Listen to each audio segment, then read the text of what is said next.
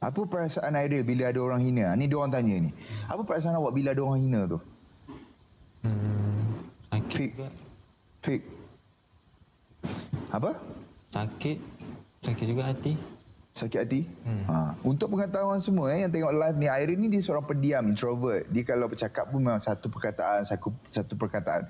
But don't worry, satu hari nanti bila kita dah transform dia, awak akan tengok karakter yang lain. Sebab dekat dalam Aina, kita bukan saja nak change dia punya rupa, transform wajah dia, tapi kita akan transform juga dia punya karakter.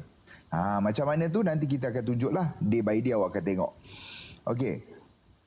Boleh tahu produk apa tau, jangan. Kita tak boleh mention, okay, whatever the situation is, kita biarlah benda tu menjadi, kalau nak tahu awak awak DM dia sendiri lah, sebab saya tak nak bertanggungjawab apa-apa dalam live untuk mention brand lain kan.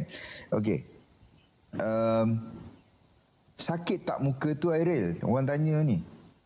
Apa tengah baca komen Sakit bila time cuci lah. Lepas tu dia akan keluar darah macam tu. Keluar darah Airil? Maksudnya waktu tidur? Waktu tidur ada juga. Tapi ni sekarang kurang dah sebab dia tak bengkak-bengkak macam tu. Ya. Time nak cuci muka tadi, darah. Esok buat apa dekat Aina? So, kan sekarang, okay, untuk pengetahuan semua, Airil sekarang berada di office Aina. Dan office Aina bersebelahan saja dengan klinik Aina. Okey, esok buat apa dia? Cuba cerita kat dia orang. Treatment dekat klinik Aina. Yes, happy. Happy tak? Happy. Lepas tu, produk yang pakai dekat muka nanti produk apa? Produk Aina. Aina, alhamdulillah. Okey.